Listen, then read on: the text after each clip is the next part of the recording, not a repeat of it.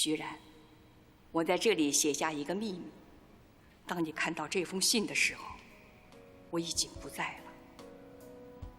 28年前，我遇上了一个风度翩翩的少年，我们很快就相爱了。但好景不长，他为了继承家族遗产，不得不远赴香港。而那个时候，我又刚刚怀上了你。我在老家一直等他，可他始终没有来。后来我才知道，他接受了家族联姻，组建了自己的家庭，并有了很好的事业。那个当年的少年，也就是你的亲生父亲，他的名字叫冯凯，现在他叫冯修文。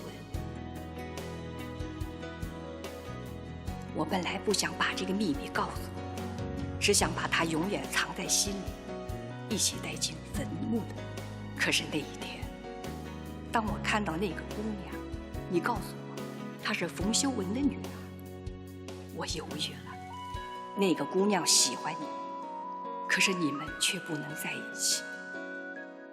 徐然，我知道你接下来要面对很多本来你可以不必面对的压力，却原谅我的残忍。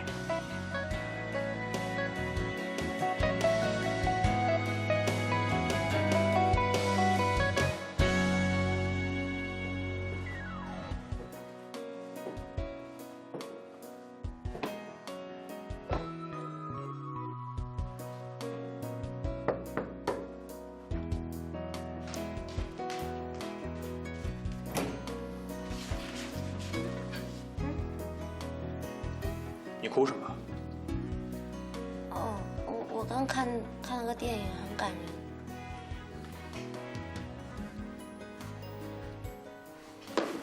哎，干什么去啊？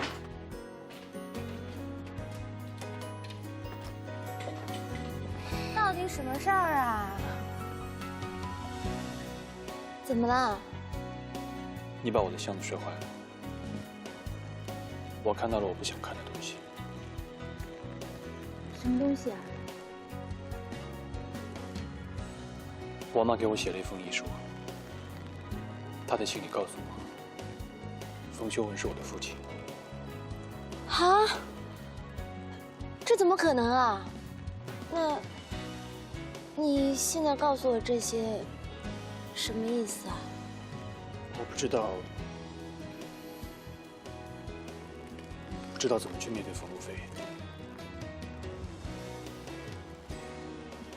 你别难过了。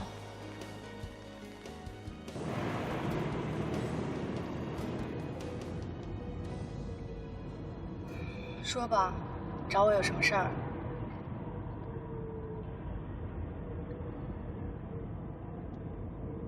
有什么话你就直说吧，别怕我生气。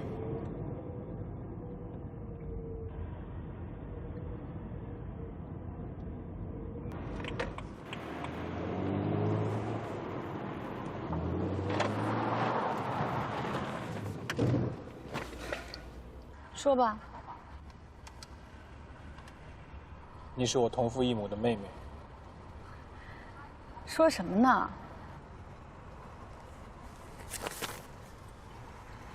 这是我妈留给我的。写什么了？你的爸爸，我们的爸爸，他在年轻的时候娶了我妈，后来他迫于家族的压力，一个人去了香港。除了我这个躺在摇篮里的婴儿，他什么也没给我妈留下，连一张照片都没有。你觉得我会相信你吗？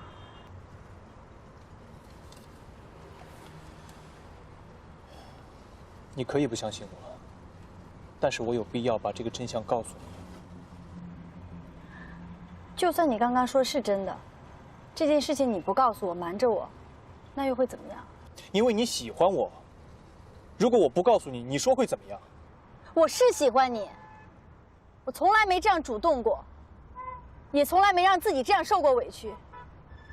许然，就算你不喜欢我，也没必要编这些故事来骗我。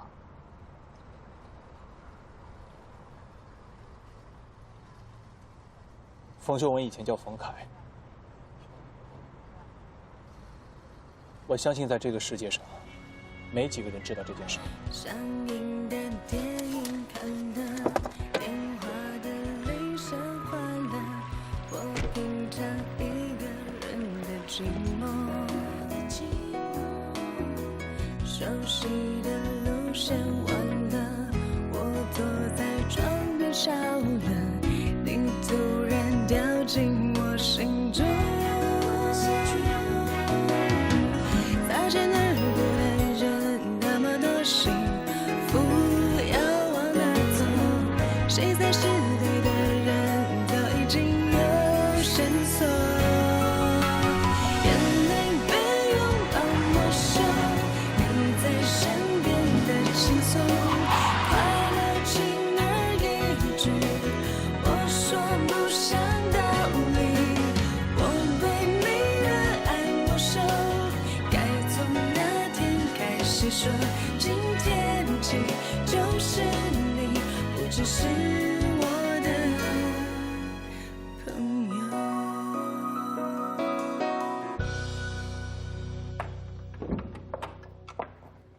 小姐好，我爸回来了吗？还没有。等等，这个大衣是我爸的。对，刚才冯总吩咐我拿去洗。给我吧，我来帮他洗。那好吧，谢谢小姐。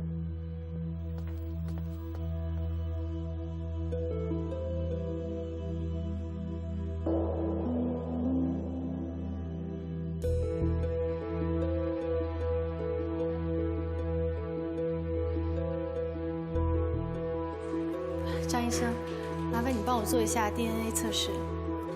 这个结果什么时候能出来？这个明天就可以。这么快啊？谢谢。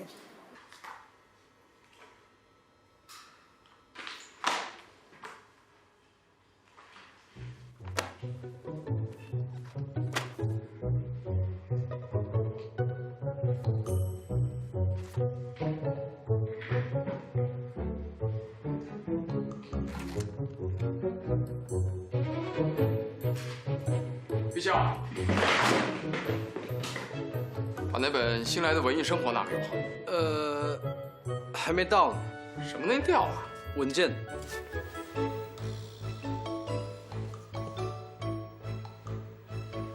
你搞什么鬼啊你？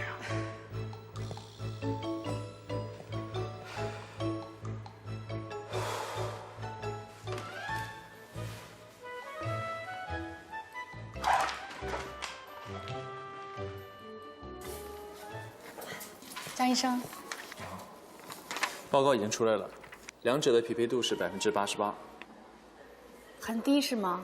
这个已经算是很高的匹配度了。这种匹配度基本上可以肯定是亲缘关系。不是还有12%吗？这个是区域误差，人的细胞很复杂，环境也许会引起染色体变异，所以这2%也许不算是亲缘误差。也许，那也有可能是亲缘误差啊。理论上是有，但基本上没有。谢谢。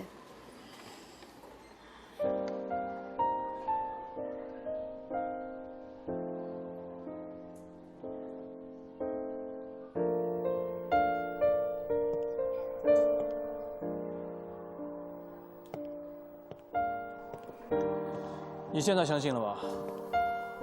你怎么知道我在这儿？你现在是我老板，我有责任知道你的行踪，保护你的安全。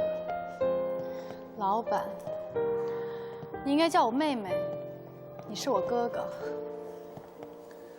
青阳的起获案出来了，我们回去吧。现在就给我摆出哥哥的派头了。你还是以前的那个冯路飞吗？你总要面对现实。现实对我来说没有任何影响。虽然我们俩有同样的基因，但是我告诉你，你永远都无法融入我们家族，因为你不是在这儿长大的。你担心什么呀？我什么也不会去争。这件事情我不会告诉冯秀文。你告诉他会怎么样啊？他会因为这88%热泪盈眶的欢迎你回家吗？你太不了解他了。你们也不了解我。我从来都没想过要进你们冯家的门，一直以来都是你们自作多情。你说的太对了，是我在自作多情。所以当你知道你是我哥哥的时候，可以这么平静，这么冷淡。我是什么人对你来说不重要，因为你根本就没喜欢过我。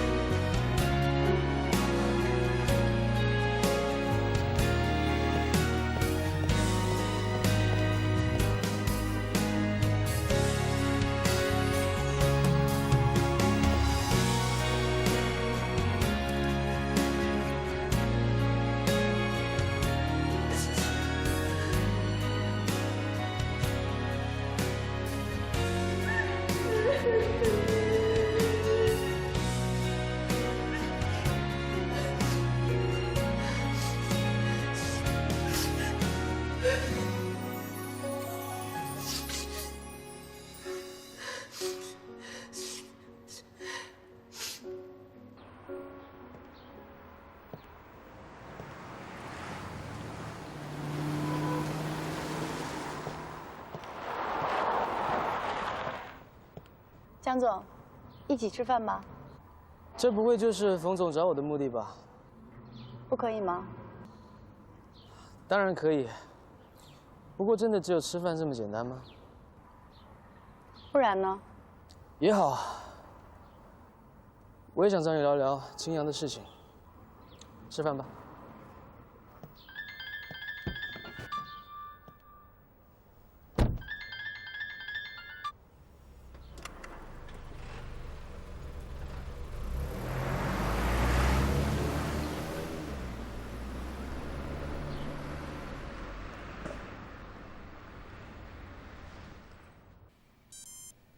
2011年7月8日，汤七七最大的梦想，还是希望能够跟徐然在一起。不过呢，我知道梦想与理想的区别。梦想呢，就让我想到一个笑话。有一个人说，我已经33岁了，我最大的梦想就是希望长大之后可以当一个科学家。这就是梦想。江东给我的压力很大，时间紧迫。叶柔，你负责跟各大媒体联络，沟通发稿时间、版面和进度等等。OK。徐然，你再把策划案细化，做一下经费预算。没问题。好，我约了人，先走了。哎，冯总，你不跟我们一起吃个饭吗？我约了江东。又和江东有饭局啊？甲方要和乙方吃饭，乙方能怎么样？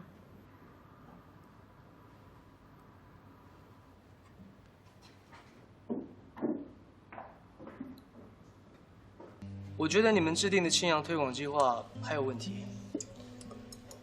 虽然你们扩大了传播的面积，可是我担心这不是有效的传播。我认为那个计划没问题。你再找借口约我吃饭吧。我记得首先约吃饭的人不就是你吗？我不过是借这个理由，把这个饭局一次又一次的延续下去。而且你跟我吃饭，也不会是因为想听我说这些青阳推广的事情吧？那你说为什么？你在追求徐然，而我正好是徐然最讨厌的人，所以你跟我吃饭，如果不是为了做给徐然看，就是你们之间产生了极大的问题。就在你约我的那一天，也就是问题爆发的同一天，当时你的眼眶还是红的。我没有追他，也不会追任何人。全世界都知道，只有你死不承认。我不想再说这些无聊的话题了。你难道就不想知道我为什么跟你吃饭吗？你终于说对了，我不想知道。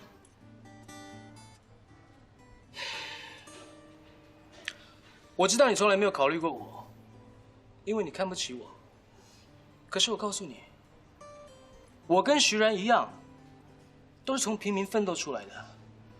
冯如飞，我不是作为一个甲方来告诉你什么的，我是作为一个充满生命力的人告诉你，你和你的家族都非常的需要我。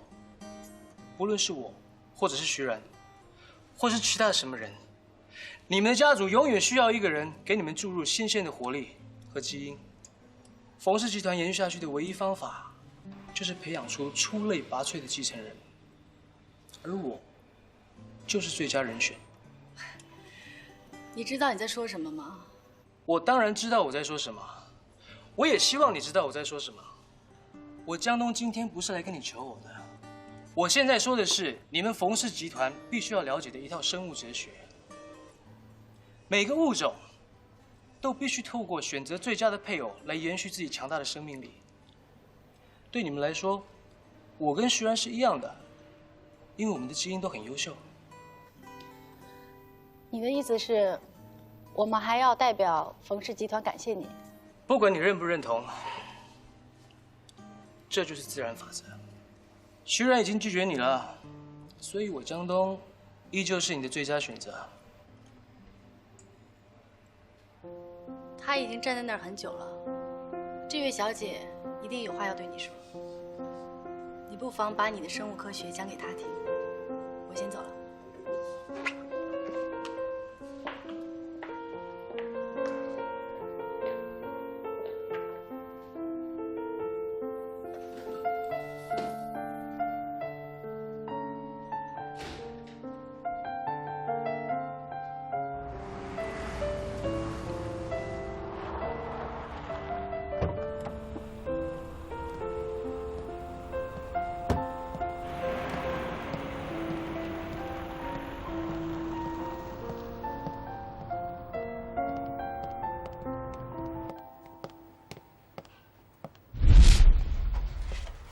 哎，你想去哪儿啊？我是徐然的助理，徐然的房间我当然很清楚。你住的不就是徐然以前的房间？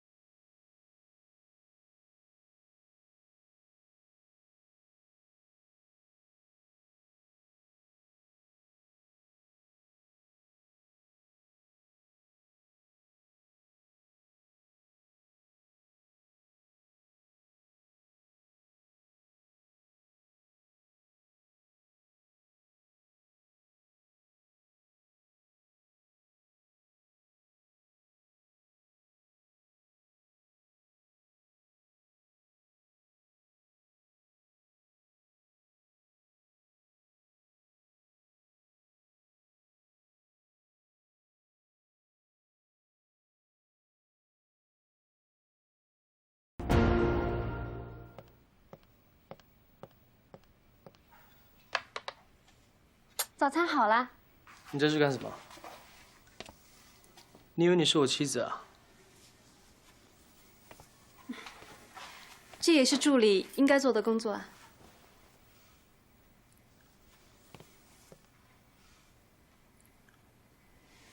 你昨晚为什么不走？因为我喜欢你啊。你假戏真做啊？你喜欢我什么？就因为你把所有的赌注都压在我身上，我就像是你的一只股票。你离开了我，你就觉得你所有的付出都落空了，而且你也找不到另外一个像我一样的人可以投资，所以你不肯走，对吗？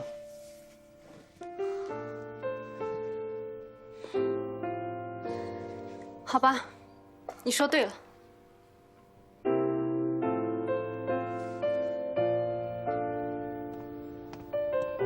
现在还和徐然在一起吗？也说不上在一起了。徐然又不是我的，他身边人总是有很多人围着他，比如冯路飞。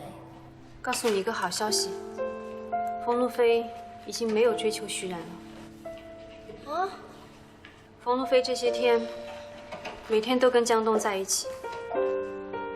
徐然落魄了，江东成了总经理，这些人可真是势利，只会挑目前最有价值的人在一起。那你是怎么想的？我和江东本来就不是一个阶层的，想要和他在一起，只有一种可能性，就是他像徐然一样落魄了。只有没人要的徐然，才会被你捡到，不是吗？我不想让江东变成今天的徐然。你确定冯路飞是真的喜欢江东吗？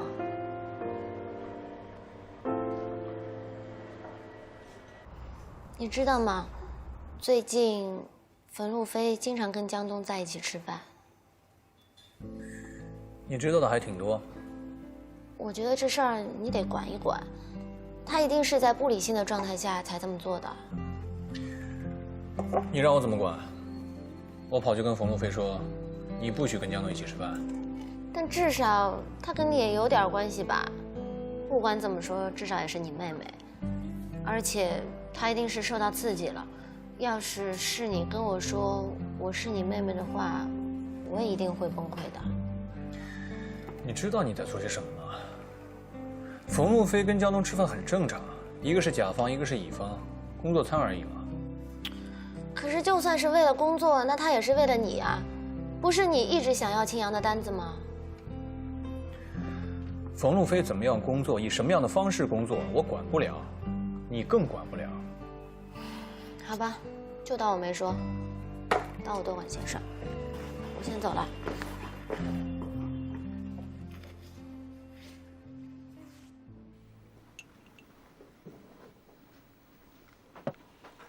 爸，你什么时候爱吃果酱了？我怎么不知道？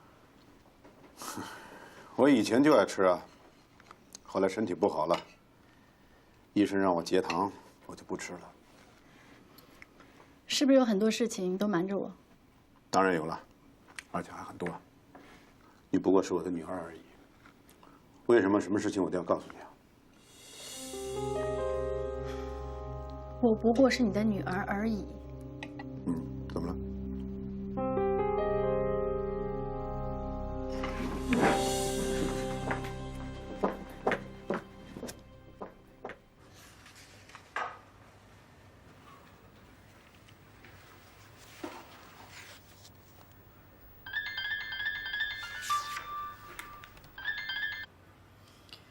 喂，江总。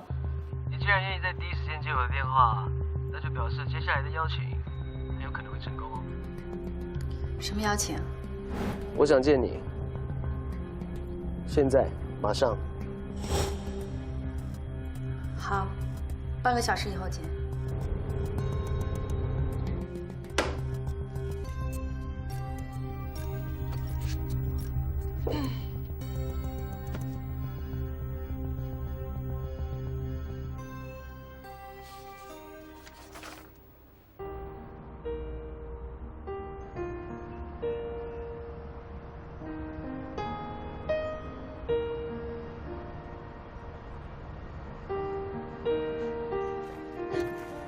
带我来这里干嘛？这里就是我出生的地方，以前这里是整个城市最破烂的街区。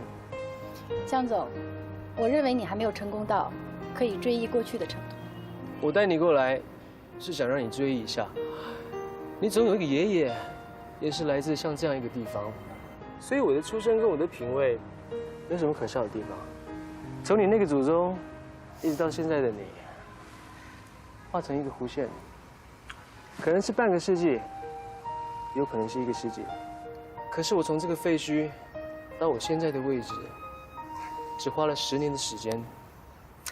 相较之下，我觉得我的基因更有说服力。我见过用1秒钟就完成这个距离的，那就是我。从出生时的一无所有到亿万加身，这就是我跟你的差距。你用一辈子得到的，都赶不上我一出生就拥有的。你用不着这些提醒我们之间的差距。如果你跟我一样是个白手起家的穷光蛋，我可能连一眼都不会看你。就算你现在是富家千金，现在还不是一样站在这里听我说话吗？你为你自己的出身感到自豪，不过是想显示你的成功。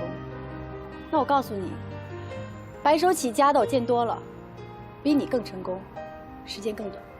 你就这么看不起我？那你干嘛跟我来？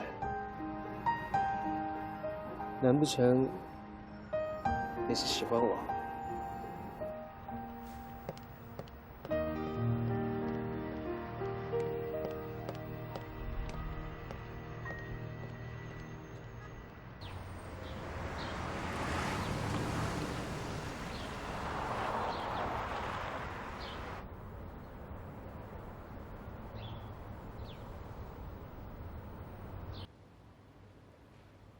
所以啊，你要注意影响。这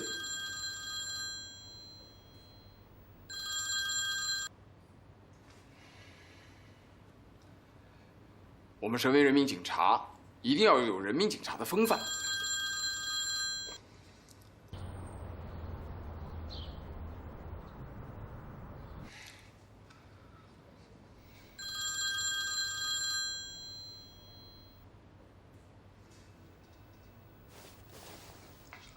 我不是不让你参加这些活动，但是你自己总得有个度吧。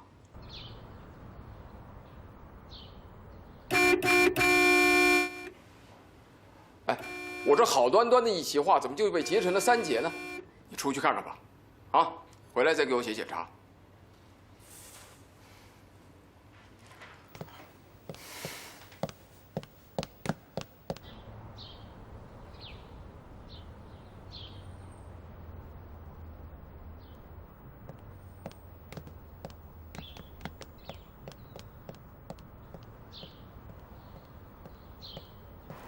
要不要这么急啊？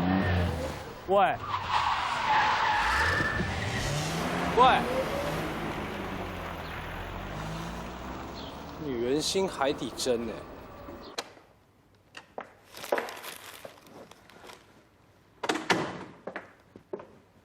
爸，陆飞，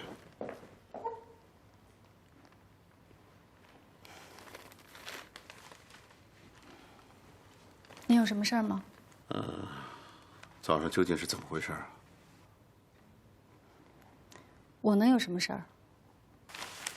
是不是你觉得有些事儿我没告诉你，是在欺骗你？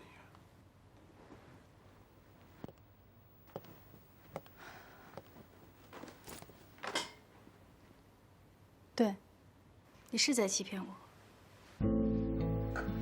从小到大，不管我做什么，你都会嫌弃我，因为我是女孩，我继承不了冯氏集团。可是现在我知道了真正的原因。你在娶妈妈之前，已经有了一个儿子。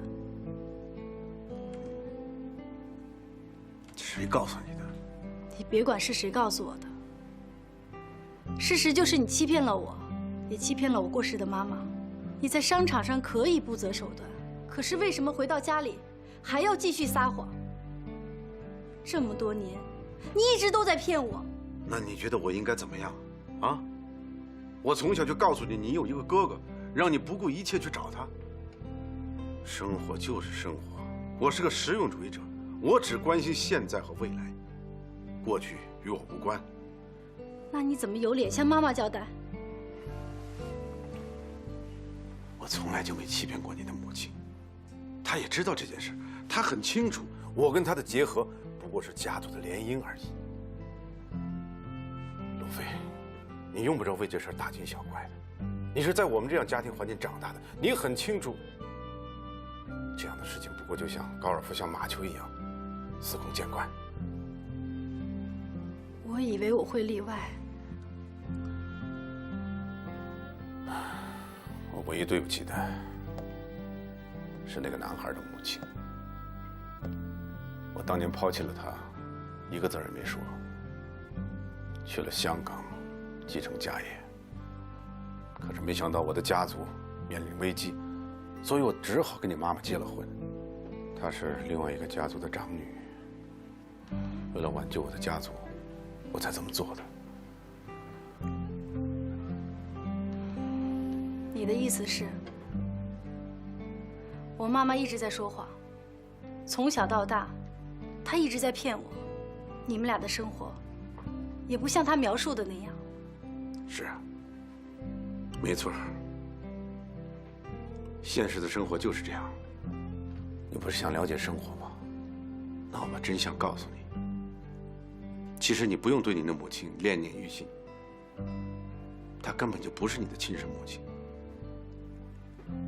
你在说什么？我也不是你的亲生父亲，甚至你的亲生父母是谁我都不知道。是，没错。电视剧里的情节在我们家里上演了。你知道吗？我娶了你母亲，她没有生育，我们只好去领养了一个女婴，而这个女婴就是你。我是被领养的。事实就是这样。本来我不想告诉你，但是你既然知道了事情的前一半，那我就告诉你一个完整的版本比较好。爸，你喝醉了，你在说醉话。我喝醉了吗？啊？你也尝一口，你尝尝。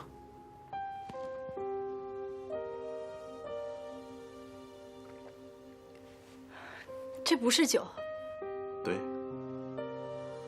我有肝病，我当然不能喝这样的酒。而且你早上看的那个果酱，那也是药。够了！这个家充满了谎言，这屋子里的一切都是。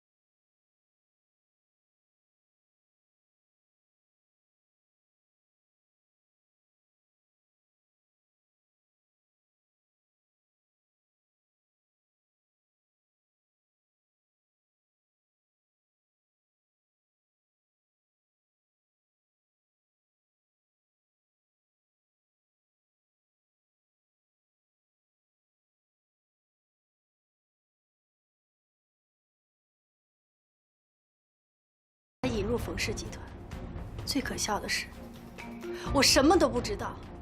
什么？徐然是我的儿子？别再装了，你的表情，你的感情，你所有的一切都是假的。你只有一样东西是真的，就是你的钱。住嘴！你听谁说徐然是我的儿子？你不是早就知道这一切了吗？你别再跟我演戏了！你给我滚！我没有你这个女儿，你给我滚！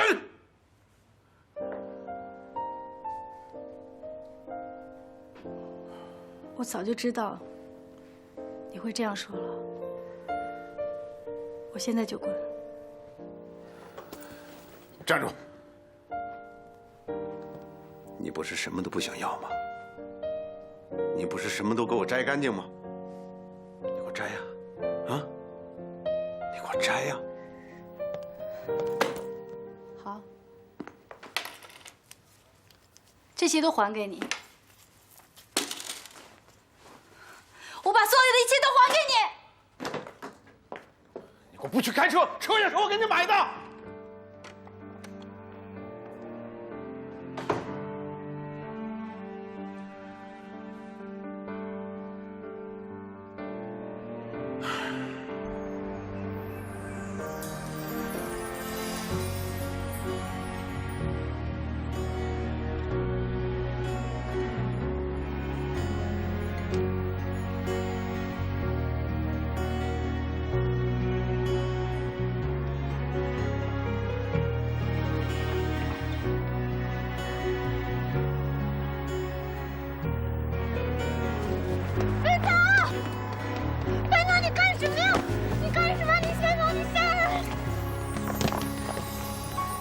什么呀？你在这儿干什么？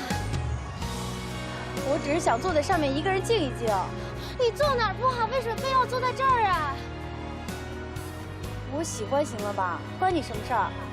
你知道我有多担心你吗？我怕你从这儿掉下去，这儿很危险，这下面是一条河。你一个人在外面穿这也太傻了，我托给你。哎，不用了，我的车就在前边。谢谢。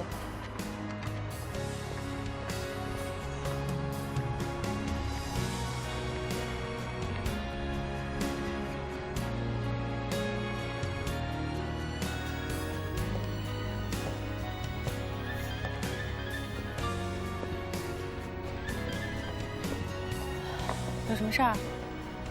你在干嘛？我在公路上看景。我刚刚看完每个广告公司的提案。你想跟我们合作没问题，不过有条件，徐然必须出局。徐然是谁呀？跟我有什么关系？你到底在哪里？我说过了，在路上看景。在哪个公路上？我知道你。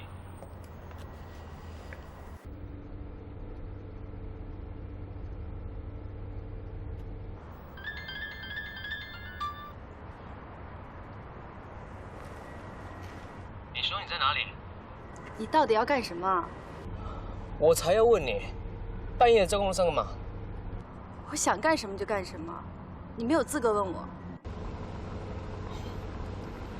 你等我。喂，喂，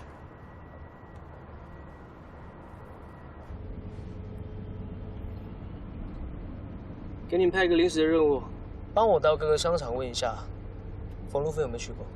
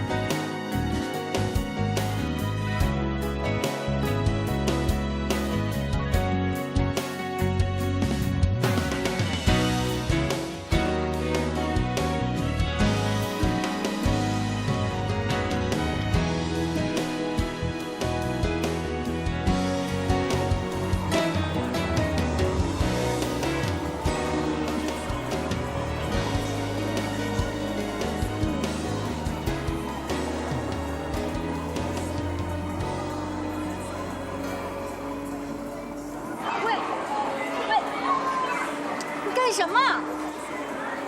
我之前不是跟你说过我的故事吗？所以今天我希望我陪你玩游戏，以后这就是我们俩的游戏。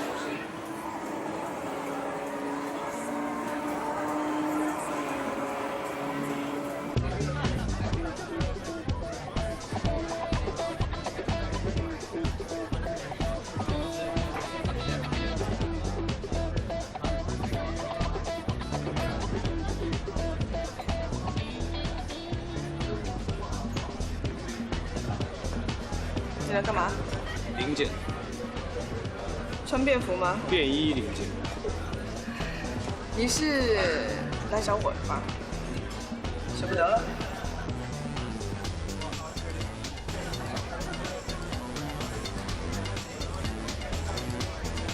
我是来找你说清楚，从没见过一个女人像你这么不通情，就因为我不接电话，你就泡夜店玩失踪。你知道我有多忙吗？我放弃了385页的媒体计划和6个网络公司的老总会谈，专门去派出所找你，你竟然不理我。我有我的事情，为什么我的时间总得以你的时间来？片儿警能有什么事儿啊？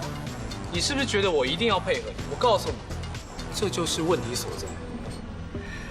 其实啊，你才是从骨子里歧视我们这种脑力劳动者。你从来不会觉得一个会为你赚钱的女人，比一个只会为你做家务的女人贡献多得多，你也不会觉得我给你腾出的时间是有多宝贵。我不需要你施舍我时间。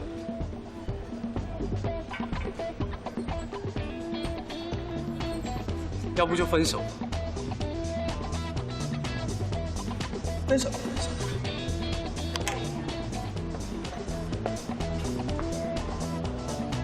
这里太吵了，我们换个地方吧。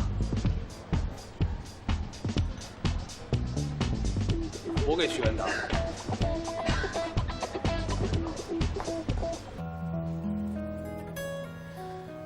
我刚看到冯路飞站在桥上，差点跳下去。你赶快给他打个电话吧，我怕他会出什么事儿。他没那么冲动，应该不会出事吧？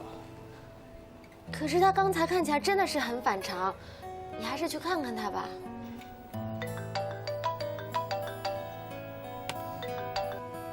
喂。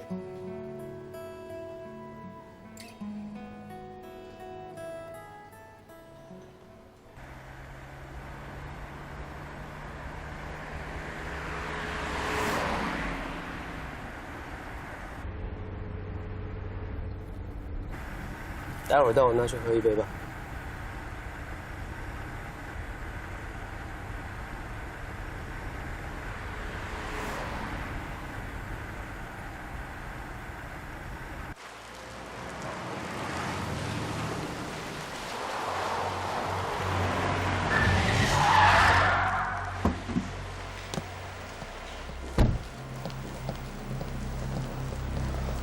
你跟我走。你凭什么带他走？你凭什么这么问我？我不会跟你走的。你听见了？他自愿跟我在一起。你以为你是谁？今天晚上他是我的，你休想带他走。把你的脏手从他身上拿开。怎么样？这让你很不爽吗？我就是要你很不爽啊！你能怎么样呢？你能怎么样呢？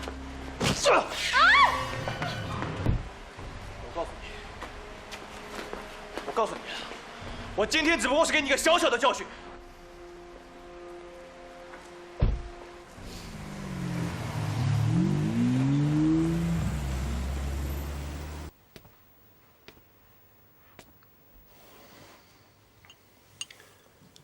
吃点东西吧，折腾了这么久，一定饿了。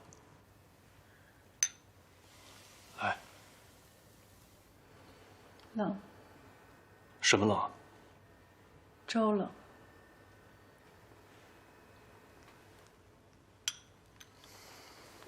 再拿去热热。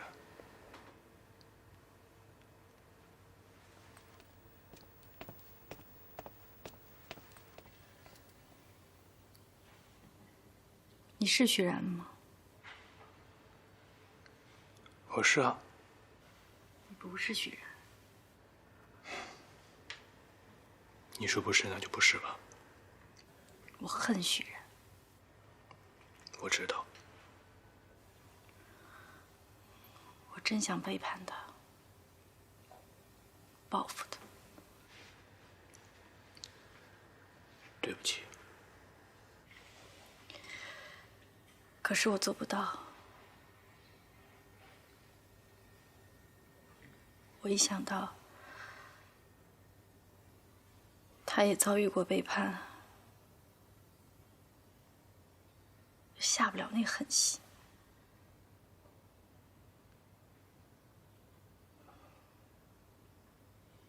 我唯一能做的，就是跟他不喜欢的人谈恋爱。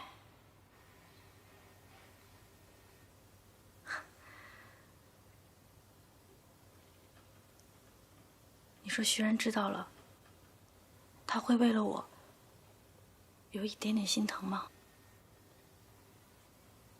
他不值得你这么做。那你呢？你心疼吗？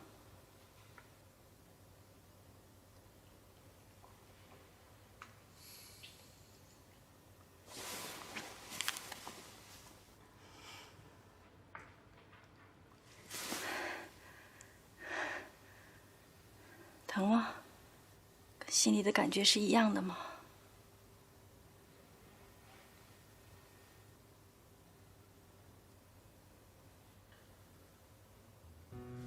徐然，对不起，我不应该逼你的，是我不好，我不应该打扰你的生活。这毕竟是我一个人的爱情，跟你没关系的。我发誓，以后好好的工作，不打扰你的生活，啊，就像以前的我一样。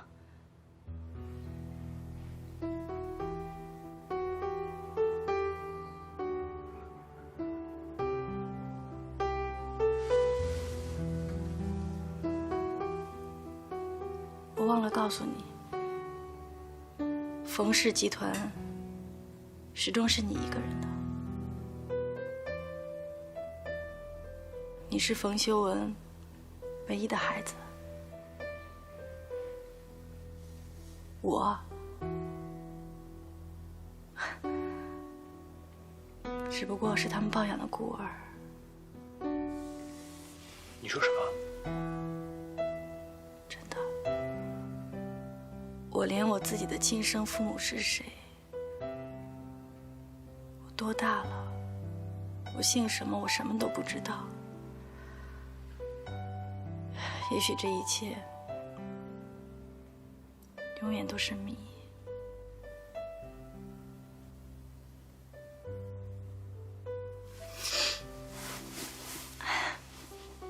不过还好，我知道你不是我哥哥。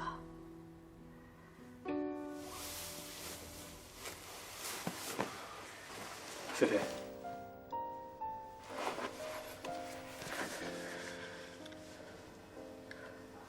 我想告诉你，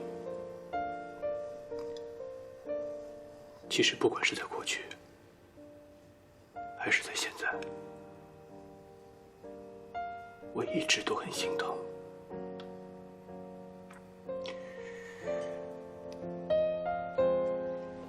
因为我给不了你幸福。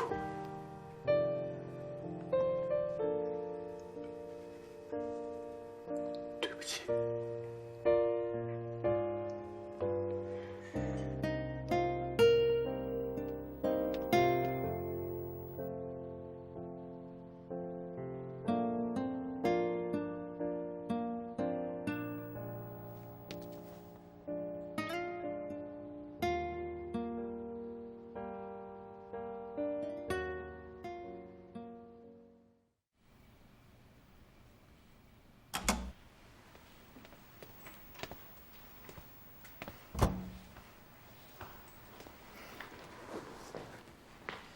你回来了？这么晚你怎么还不睡啊？是在等我吗？没有了，公司加班。哦，那我去帮你煮碗面吧。哎，不用不用，哎，不用不用不用，我来吧我来吧，我来给你煮。没关系，反正都已经煮一晚上了。你是给徐然煮的？是冯路飞。今天晚上，他去桥上差点掉下来，我跟徐然费了好大劲才把他接了下来。这些人真是一点不顾别人的感受，你也是，老是跟着徐然后面，任劳任怨。也许人家根本不在乎你啊，你这样做值得吗？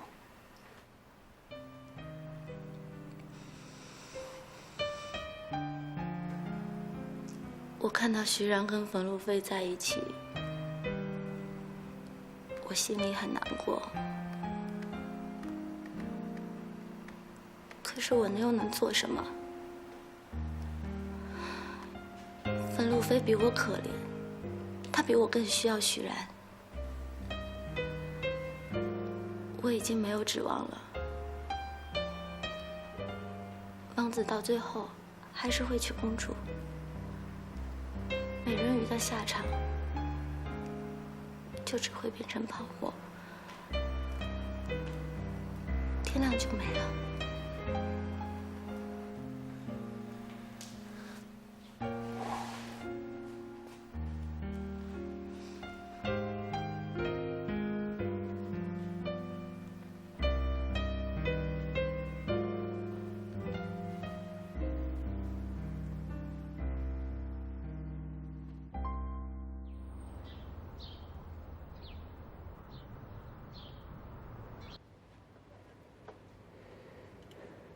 赵宁啊，你在搞什么呢？我是不是传给你一个当红女主播跟她先生分手，然后她爆哭的视频，有没有？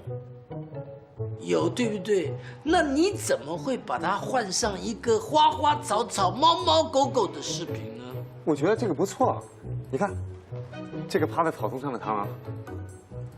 你看我，螳螂个屁呀！我跟你讲，那个螳螂的那个刀应该是把你的头砍掉哎。我现在问你一个非常简单的问题哦，当红的女主播还有螳螂，你会看谁？螳螂。你变态！你已经不是我们主编了，干嘛还要骂我们？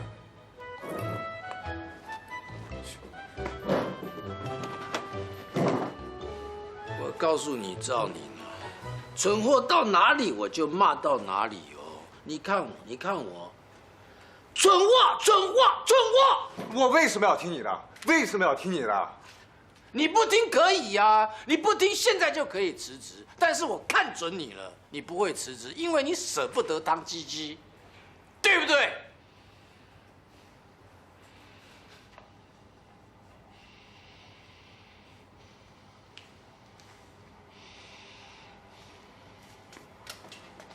赵宁啊，你听我的啦，我年纪还是比你大一点，赚钱才是王道啊。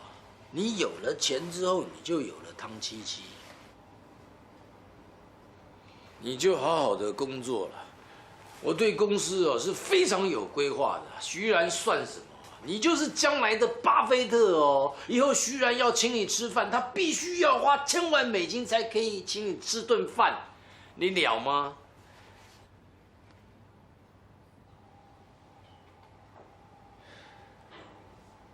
为你好。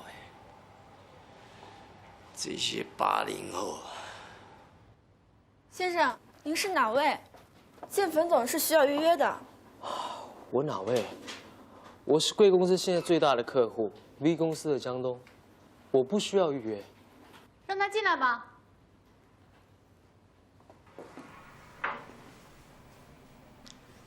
你为什么不接电话？我不想接。你是不是忘了一些事情啊？需不需要我提醒你？江总，想要融入我们的圈子，就要知道游戏规则。我们有一种特权，就是随时可以忘记一些事情，也可以随时甩手走人。看来你击败了那个傻丫头，重回徐然的怀抱了啊！这跟徐然没关系，请便吧。可是甲方有话要说。我现在以甲方的身份告诉你，我们非常不满意你们最近提出来的广告企划创意，所以呢，我们要透过比稿的方式，决定谁跟我们合作请阳。只要你不做手脚，比稿我们也不怕。让我告诉你一个故事，你记不记得我之前带你去看过的那个街区？在那个时候，有一户有钱人家也住在我们那个街区，横行霸道。没有人敢惹他们。不过，我们会在暗地里拿着牙签，叼着口香糖塞住他们家的锁眼，再涂上一些胶水，连锁匠都打不开。没多久，他们就搬走了。谁受得了一个月换30几次锁呢？所以你一定要记住，我们这种人报复的方式，一定是暗地里来。谁叫你们太强大了？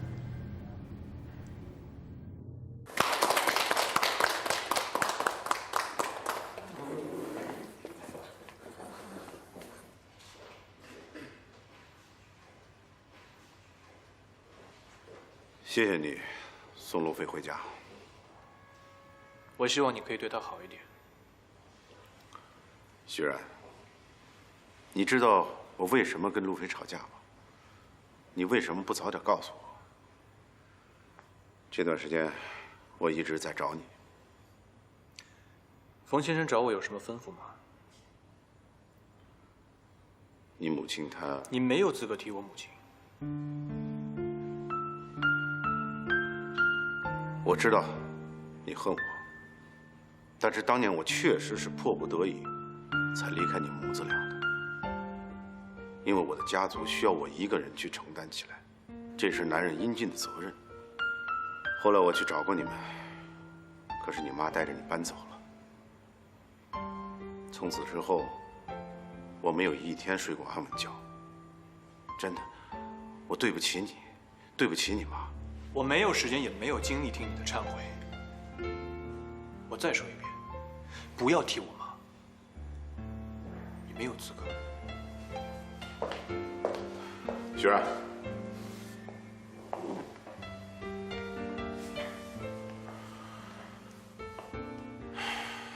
我知道现在说什么都没用，错是我犯下的，我自己承担。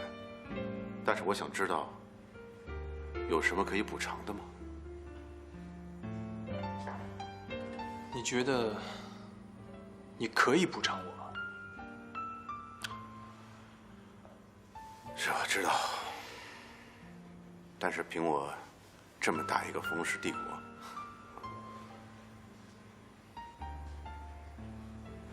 你笑什么？又是冯氏帝国？你觉得我徐然是想从你这儿得到父爱，还是名分？你以为所有的一切都可以用钱来补偿吗？我告诉你，我徐然不是打感情牌的人，我也不在乎钱。你是不是我的父亲，我无所谓。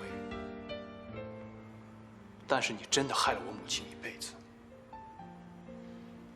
如果你真的想补偿我倒是很希望你可以想一个办法，把我身体里的血都抽出来，我想还给你。你看你姓冯，我姓徐，你在我面前什么都不是啊。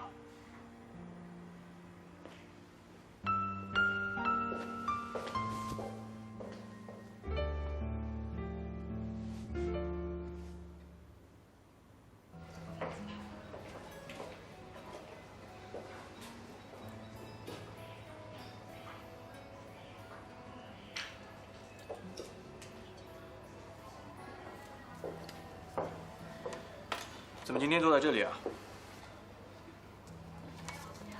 谁规定我必须要坐在那儿的？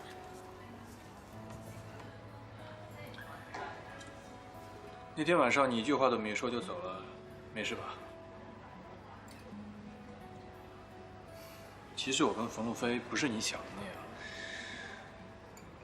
我们把心里的结都打开了。他跟我说，其实你不需要跟我解释的，我是真心为你们高兴。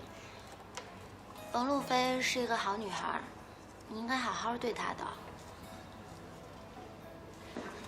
我还有事儿，我先走了，拜拜。琪琪。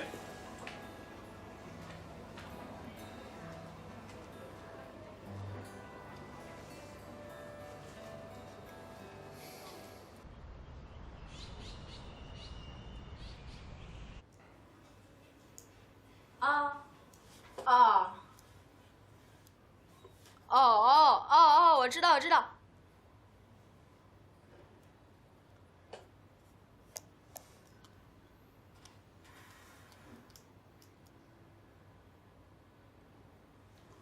什么什么？你现在又装不知道是不是？是电话诈骗吧？你怎么知道？我看你跟外界唯一沟通的管道就是电话。他让我把银行卡汇到他手机上，我怎么知道他是骗子呀？再说，骗子脑门上也没说他是骗子啊。你把那骗子的卡号给我。你有本事你抓个小偷给我看看。